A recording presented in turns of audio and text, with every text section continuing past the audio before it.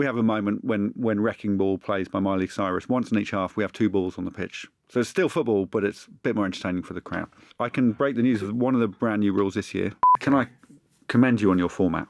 Yeah, it's a good format, isn't it? And listen, coming from the king of formats, that I take that as a compliment. But 5's the run, because in Taskmaster, 5 is our number. We have 5 contestants, we have 5 tasks. So there's the prize one, the one at the end, and 3 in the middle. Yeah. And I just think 5's a nice sort of satisfying. Like another one would be too many, and one less you'd feel like there should be one more. Agreed. So lovely format. Well done. Thank you. Well, thanks for coming on. You've been so great.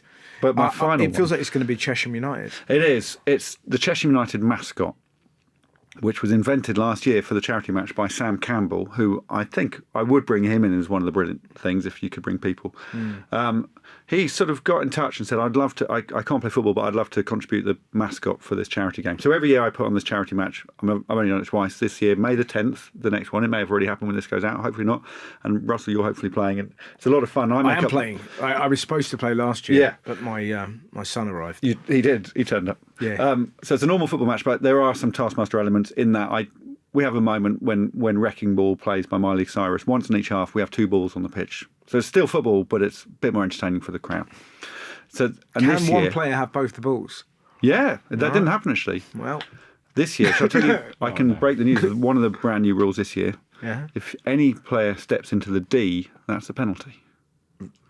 Right. Okay. You're not allowed in the D. Okay. Okay, and the penalties from the penalty spot? Yeah. Just don't go in that D. It's just another bit of something going on, because the D is a wasted bit of geometry in the football pitch.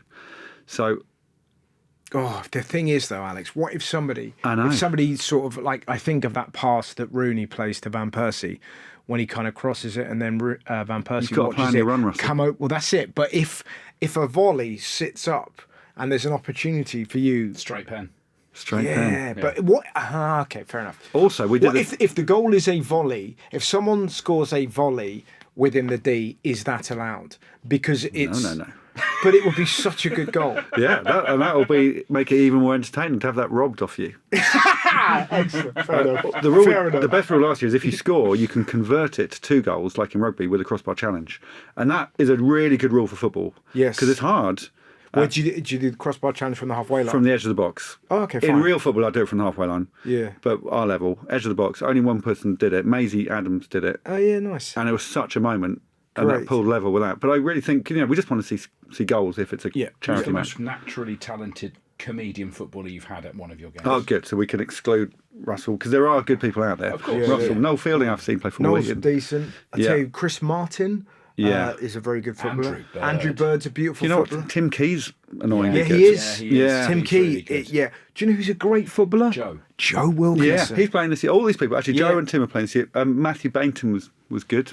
Oh, competitive. Really? Doc Brown isn't as good as I thought he was going to be. That's interesting. Yeah. I'll tell you what's interesting. When Doc. But you have people that are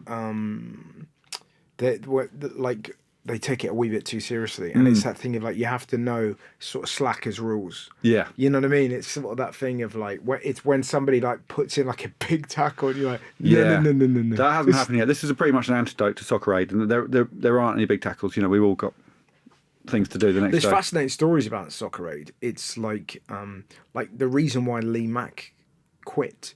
So Lee Mack used to play for England, and then ended up playing for the rest of the world because he was getting bullied so much that he was like, this is meant to be a bit of fun. Yeah. And then they put him on the other team because they wanted to keep him part of it.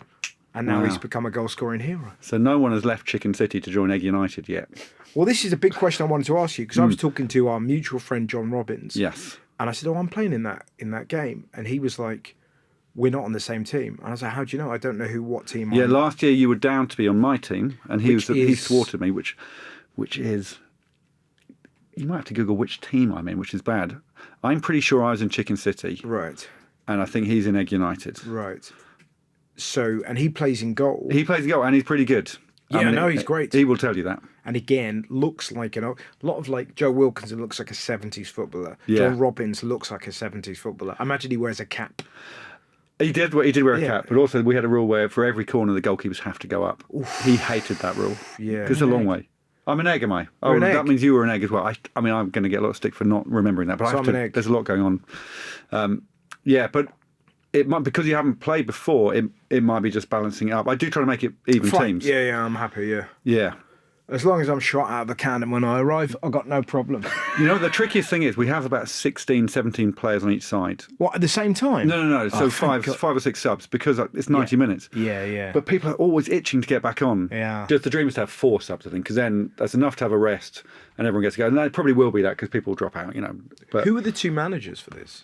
well, there's player managers. Hugh Dennis was one. Oh, great. And Mark Watson's son was the other. Terrific. But hopefully, it's meant to be the Chesham managers because we've got joint managers, so hopefully it'll be them this year. So so it's on May. We're back on now. It's May the 10th. May the 10th, 3 p.m. at the Meadow in Chesham. Yeah, so there's 4,000 tickets and they've sold out each year. So amazing. It's a really great atmosphere. It's very funny, and there's a nice kids penalty shootout at half time. All the local kids, which is just an enormous line of kids. If you miss, you're out. If you score, you're back through to the next round. Yeah. So it goes eventually whittles down to one person, and that's the crowd really get behind that. It's great. so funny. I'm looking forward to it, man. Yeah, So what does Chesham United mean to you, specifically the symbol? Well, I brought in this mascot. So I'm a director at Chesham United. Which I was How did that happen? Well, I was persuaded by the chairman, Peter Brown, after I did a charity sort of Taskmaster event there, and there was, I don't know, 3,000 people, and that never happens there. And he just said, well, we want this many people at the club all the time. Yes. Could you get involved? And it's a bit like a church. You know, these buildings should be used not just for religion or football. So I'm sort of there to get people through the doors on other occasions, so quiz nights, comedy nights, and that sort of thing. But I really love football, and I used to go and watch them quite a bit. And my kids all play for their youth teams, you know, which does not mean they're it's exciting. good at football, right? But they sort of represent them, and we Taskmaster sponsor their shirt, so we're kind of all over it. And it's just it feels like a positive thing.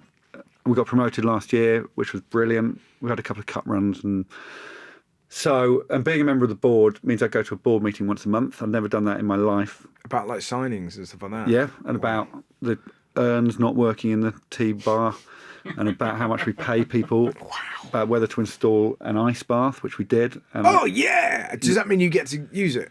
well, we can use it at the charity game if you want. Oh, I'm all over that.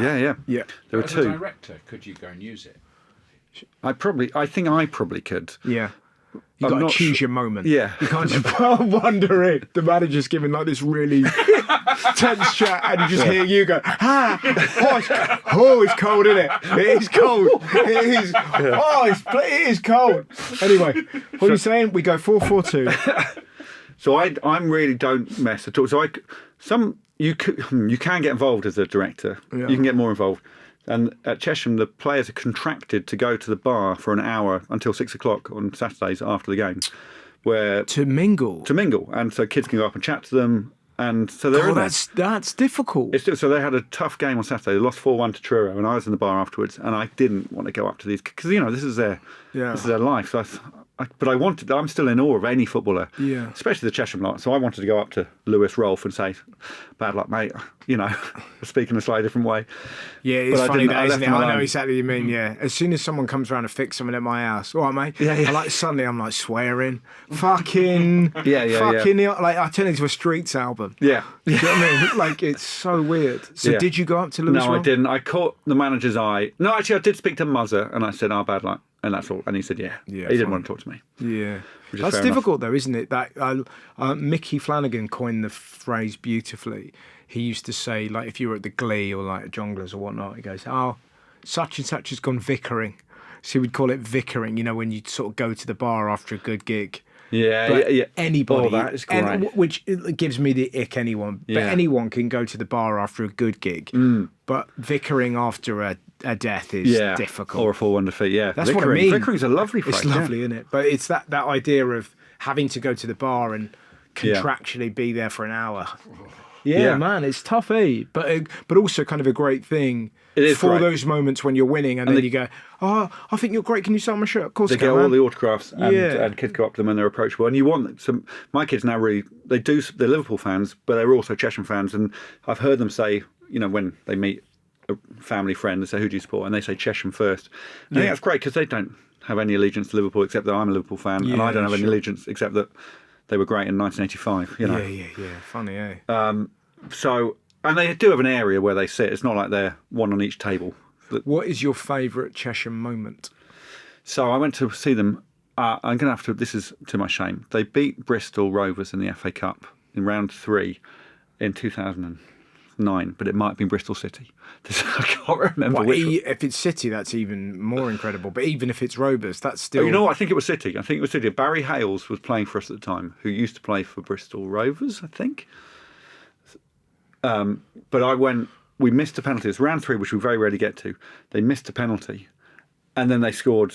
Chesham missed a penalty, so we thought that was our opportunity. But then they scored, and weirdly in all the press photos, you can see me behind the goal scorer celebrating, Tim Key, and my son, who was 4 at the time, or something like that. And I've got it on my wall. Yeah. I think it's on the Chesham official Twitter account. Oh, but wow. I was nothing to do with the club at the time. I just happened to be. If you look up Chesham versus Bristol, you'll see me celebrating behind it.